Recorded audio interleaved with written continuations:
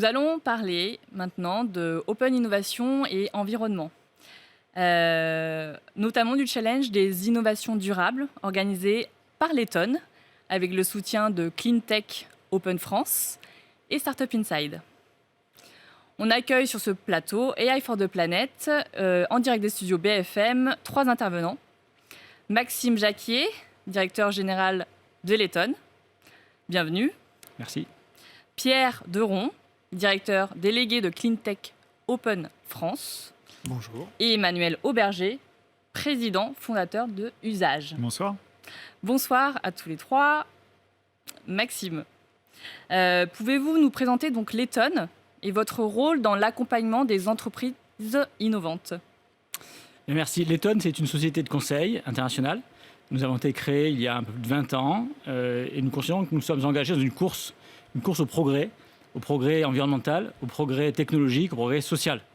Nous avons aujourd'hui un peu plus de 1800 consultants, experts dans différents domaines d'application, principalement dans la recherche d'économies, dans la recherche de financement non dilutif.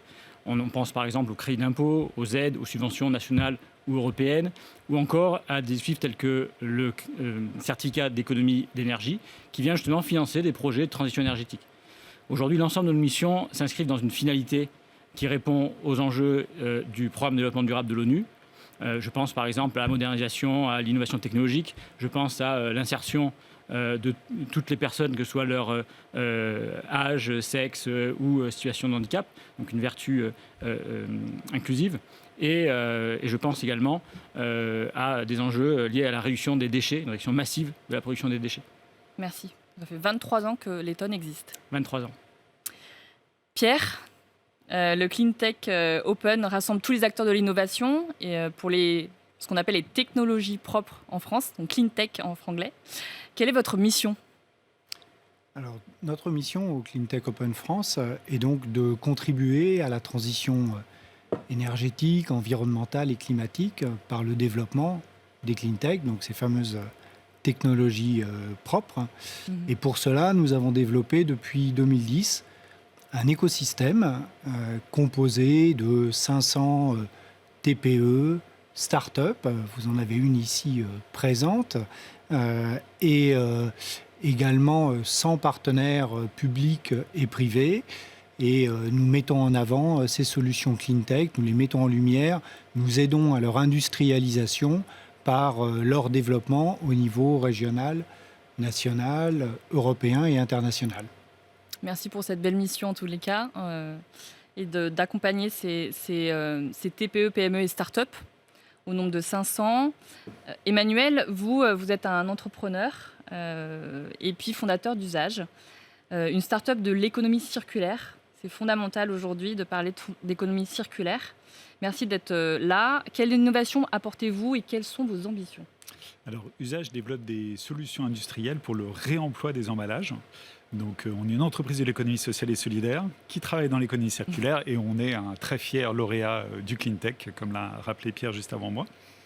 Donc nous, très concrètement, qu'est-ce qu'on va faire? Votre bol à salade de votre pause déjeuner, on va le récupérer après que vous l'ayez utilisé, le laver et le renvoyer au restaurateur. Voilà, donc c'est vraiment une boucle d'économie circulaire. On sait que c'est mieux pour l'environnement parce qu'on n'a pas créé de déchets et on a fait des économies de ressources. Et on répond vraiment à une attente aujourd'hui qu'on sent très forte de nous tous, des citoyens, des consommateurs, de sortir de ces montagnes d'emballages jetables, d'emballages plastiques, comme l'a rappelé Maxime, de réduire vraiment nos déchets. Merci beaucoup. Et justement, Maxime, pourquoi vous avez créé ce challenge des innovations durables? Est-ce que vous pouvez nous en dire plus, déjà en détail, le type d'entreprises qui peuvent postuler ou candidater, les grandes thématiques et puis les membres du jury, qui vont-ils être? Avec plaisir. Tout à l'heure, je vous ai dit que nous sommes engagés dans une course au progrès environnemental, social, technologique, mais on considère que cette course, on va la gagner que si on amène un maximum de personnes avec nous.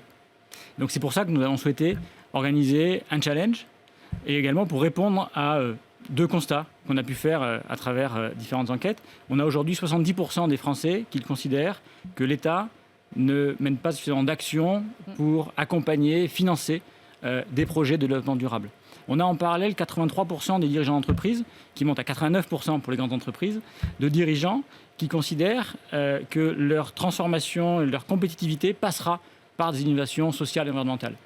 Et on considère que c'est notre rôle, c'est notre responsabilité aujourd'hui de fédérer ces écosystèmes, d'accompagner ces acteurs, que ce soit des startups, des PME, des ETI, des institutionnels, pour répondre ensemble à ces enjeux-là.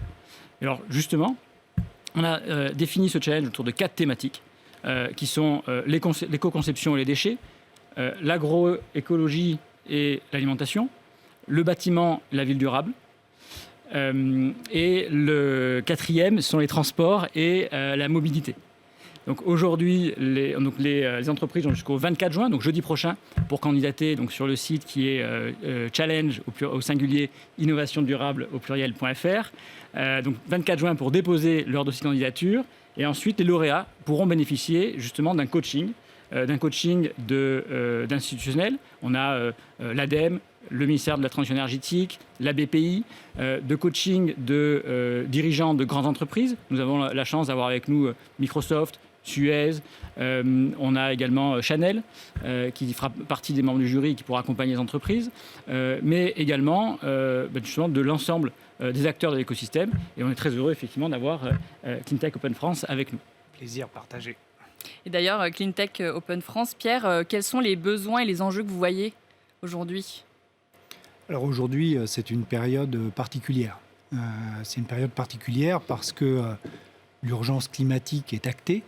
Enfin, et on est c'est un passage nécessaire à une action beaucoup plus importante, beaucoup plus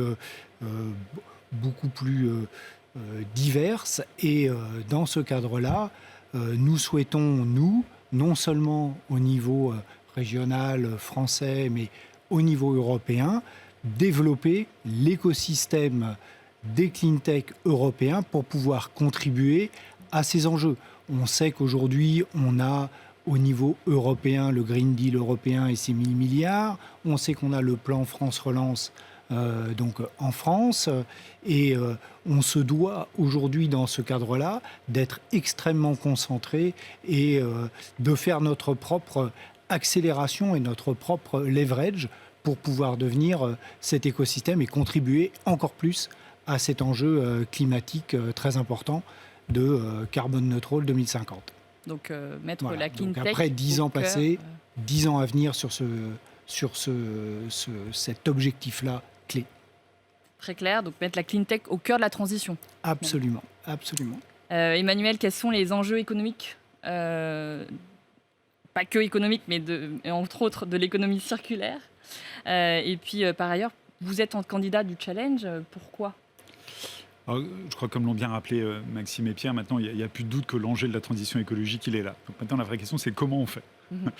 On a voté des lois en France, comme par exemple la loi anti-gaspillage pour une économie circulaire, sur ce sujet des réductions des emballages et des déchets. Donc maintenant, comment on va s'y prendre ? Et Maxime a utilisé ce mot d'écosystème, et c'est vraiment ça le sujet. Je vais être très concret. Là, on a un programme avec Système U, avec 5 systèmes U, qui s'appelle Rapportez-moi, qui consiste à rapporter votre bouteille de jus de pomme au magasin. Alors, il y a 150 articles, je prends l'exemple du jus de pomme, mais il y en a beaucoup plus. Nous, on va la récupérer, la laver et la renvoyer à l'industriel, au fabricant du jus de pomme. Donc, on voit bien, en fait, il faut créer cet écosystème où il y a plusieurs intervenants, le consommateur, le distributeur, tous les différents industriels qui fournissent. Et en fait, c'est cette boucle qu'il faut arriver à faire. Et donc, c'est ça vraiment l'enjeu, c'est d'arriver à réinventer nos systèmes qui étaient basés sur une économie purement linéaire, en fait. Voilà. Et nous, on est ravis de voir des groupes comme Layton qui ont à la fois une expertise, des réseaux importants, la possibilité de mobiliser autour d'un concours. Donc, pour une start-up comme Usage, c'est une super occasion en fait de bénéficier de cette expertise et de s'intégrer dans ces réseaux qui vont nous permettre d'organiser ces écosystèmes et donc de réussir cette transition. Merci pour votre engagement. En tout cas, merci Layton aussi pour d'avoir organisé ce challenge. Vous avez des candidats de qualité aujourd'hui, notamment Usage. Pour conclure, comment il faut, donc, vous avez dit candidater donc, sur la plateforme, mais est-ce que vous pouvez revenir sur les dates clés du challenge des innovations durables ? 4 dates clés, un site web pour candidater. L'échéance, c'est jeudi prochain, 24 juin, pour déposer l'ensemble des candidatures. On a aujourd'hui un peu plus d'une centaine de candidatures. On aura le jury qui va se réunir les 28 et 29 juin pour sélectionner les lauréats. Lors des pitchs de chacun des lauréats, donc le 28 et 29 juin. Et ensuite, donc, la semaine du 5 juillet, le coaching pour ceux justement qui auront pu être retenus. Et la semaine du 12 juillet, nous inviterons justement les lauréats au sommet des organisations durables que nous tenons cette année à Marseille pour justement lancer cet écosystème et fédérer autour de ces enjeux. C'est quand ce sommet? C'est la semaine du 12 juillet, le 12-13. Donc tout va 15, très 16. vite en fait. Pardon, Tout va très vite. Ben, Donc vous avez une semaine pour candidater et puis ensuite vous êtes pour les lauréats invités au sommet donc du 12 juillet. Merci à vous trois. Et puis candidater, vous n'avez plus qu'une semaine. Start-up, PME, ETI, toute société innovante. Restez connectés à A for the Planet. Merci à vous. Merci.